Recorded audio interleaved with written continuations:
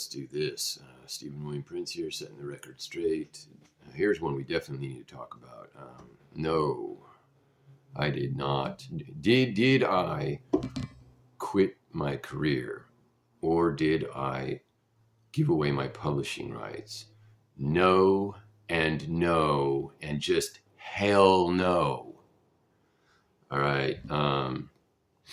Aside from donating one religious song to a church through like an email exchange, and aside from the temporary, like there's 2 6-month contracts and 1 2-year contract with these little self-publishing companies that had some of my manuscripts way back when, and those reverted back to me after the period of the contract. But aside from those 4 examples, like 3 manuscripts and 1 song, I've never sold my publishing rights or signed any contract to give away my publishing rights or to permit live broadcasting and recording of me and transmission.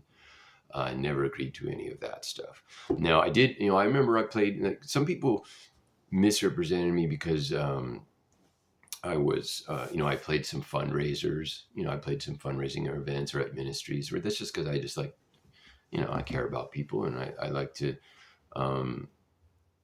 pitch in and help out when I can, make life better for other people. And I'm free to do that. I'm allowed to use my talent both for economic growth and for service, for community service. I can do it for both. It's a free country, and I don't have I've never signed any sort of exclusive contract. So anyway, so they misrepresented me.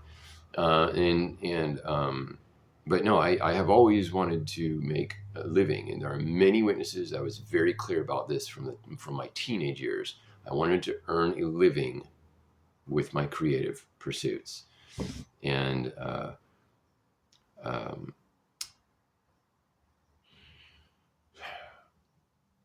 so where have I been, right, for a while? Yeah. Let me get to that in a second. And I did play open mics too, but those are like, you're there. These events were there in place in a local, like a building, for the people that were there, the people who showed up. That's what all these things are for. I played open mics for 2 reasons only: to meet girls, or bandmates. Okay, so 3 reasons: to meet girls, to meet bandmates, and to practice, so I could improve my skill set. Because it's well known I was trying to be a multi-instrumentalist. So, I'll never play at a virtuosic level on any one instrument because,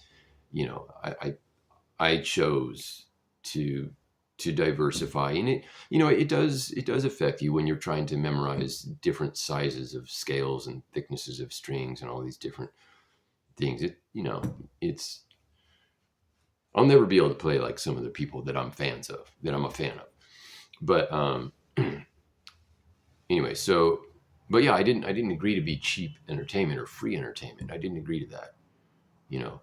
I didn't agree to let people, transmit and eavesdrop on my practice in my home, or in the the shop where I was working after hours. I had permission to go in the practice room, stuff like that. Like, I didn't agree to let myself be turned into free entertainment. I didn't agree to that.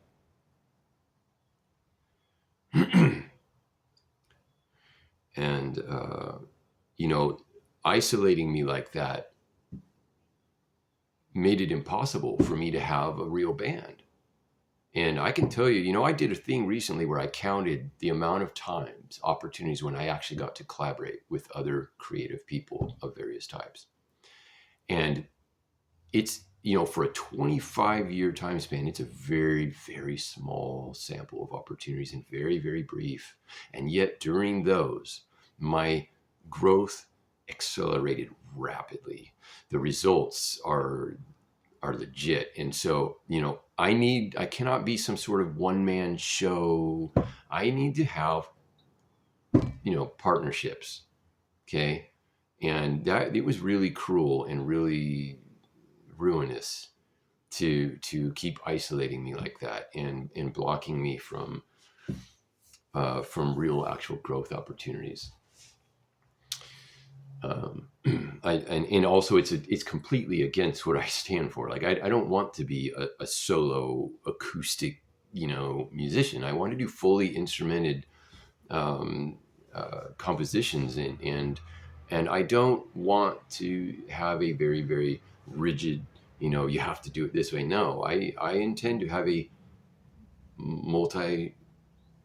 co-ed band, first of all, because I really love the male female dynamic in music, and I think it's kind of lacking in our industry, and I'm glad that we've seen more of those type of duets in the last couple of years. I think that a lot of them are really good. But I want a co-ed band and a multi-genre band, or because I get it, people like genres because it's good for marketing, or just multiple bands. Okay. But yes, I'm going to include traditional rock music instruments with classical strings and woodwinds, and with weird Far Eastern stuff. You can't tell me I'm not allowed to do that. I am allowed to do it, and I can do it well.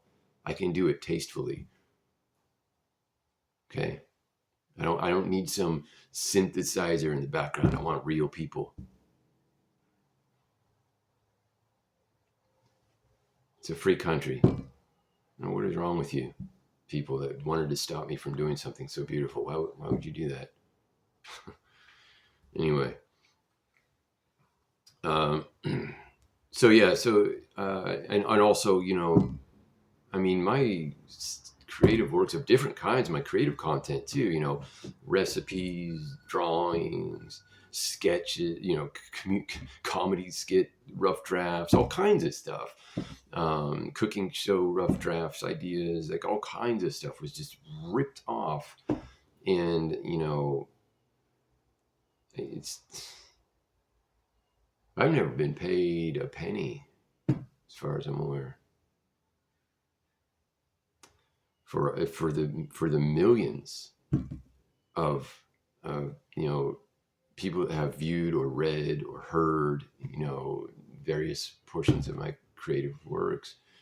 And so obviously, like, that's going to cause a problem, and because of those cult people intruding into my privacy, I didn't even have like normal healthy relationships for a long time. You can't have that. There's no way to develop and cultivate normal, healthy, productive relationships and partnerships without privacy. That is a human right. That's a God-given human right. It's vital for proper development. Okay. So anyway, the bottom line is there's too much interference and misrepresentation and zero economic, reward whatsoever. And, and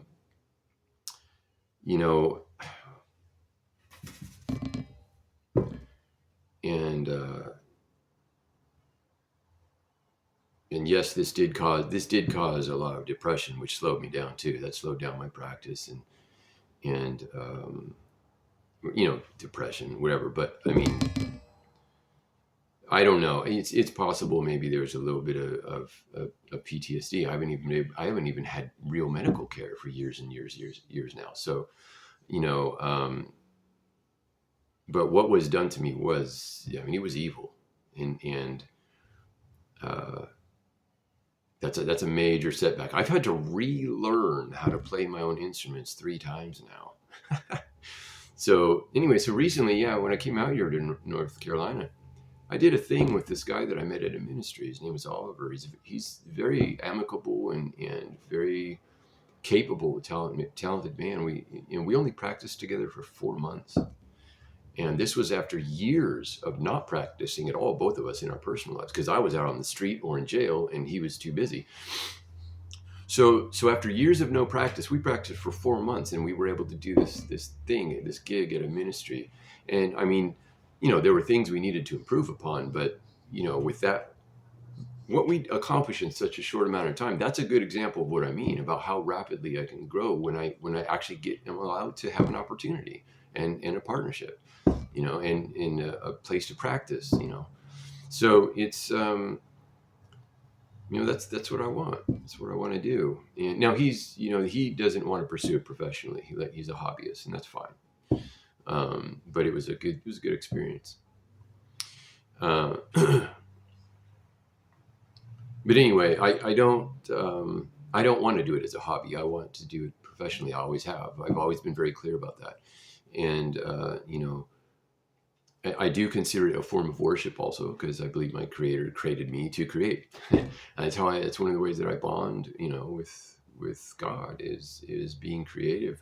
But that doesn't mean that I don't have self-ownership. God gives all of us, personal ownership of our own mind, body, soul, So in our time and our voice and everything. So in the exertions of our faculties of mind and body to produce value in society, that is something that should be rewarded and should be cultivated. So yeah, the idea that in all the gaslighting to try to convince me that I was a nobody, nobody'd ever heard of me, I had no economic value. Oh my, wow. Yeah, I saw through that one. You're liars. You are liars. And you are so wasteful. You have wasted. If you had allowed me to actually capitalize on my own output and resources, I could have produced far more revenue, clean revenue, than what your dirty cult and your illegitimate business practices produced. And so you are wasteful, you are foolish, you are cruel, you are deceitful. You did the wrong thing. So anyway, yeah, I did not walk out on my career. It's what I want to do, and it brings joy and beauty into the world. And our world is suffering. We need joy and beauty. That's a good thing. So I like that about music. You can bring all kinds of different people together in one place, just tapping into their core and sharing that feeling of community, that sense of community. It's a good thing. It's a good thing. All right. Let's see. I think that'll probably cover that section. Unfortunately, if you want to collaborate with me, and I hope you do, and just please reach out to me. Don't be shy about it. We do need to stand firm on our privacy rights, obviously, and our property rights. So, for that reason, it's a good idea that we sign contracts. We sign an NDA, non-disclosure agreement, then nobody can make us talk about what we're working on, right? We sign a contract about the divvying up our publishing rights or whatever. Then nobody can take what we're creating. So it's a good idea for us to do that. And I do need to finish my copyright registrations. I mean, I was really sabotaged in this. It was really messed up. Okay. Computer hacked, hounded all over the place in public when I was stuck outside. So the only place I could go to was a library or something. I was being followed around and hounded by stupid, I'll get to that one later, but really, really immature, uncivilized people. Okay. And I had no funds, no income whatsoever, like nothing. So I was there was no way to even pay fees and stuff like that. Anything I got from, like, if a friend helped me out or if I did a day job for cash, that went to phone bill, food, medicine. Like there was nothing left over. I survived. That was it. So I haven't even had instruments. I went 5 years, 6 years with no instruments. I'm borrowing instruments right now. They're not even mine. I got a little bit of money when I got out of jail. I forgot how I got it. Somebody gave me a little bit of money, and I immediately bought a used guitar, and it was like $100. And unfortunately, living out in a tent, it was destroyed by the weather, but it was unusable. And then when I was volunteering in a bunch of Christian ministries, just something to engage in the community and do something of value for myself and others. And I met someone who let me, stay in a guest room. It's where I'm at right now. And so I repaired my guitar and started practicing, and then now I'm borrowing someone else's because it's a better one. But and then the other guy, Oliver, him and his very kind wife, who's an artist, she let me borrow her ukulele. You know, another nice lady from another ministry let me borrow her djembe drum. So I was able to like do stuff, but you know, I can only advance so far without my own quality equipment and my own private practice space. And this has not been private here, and with, you know, partners.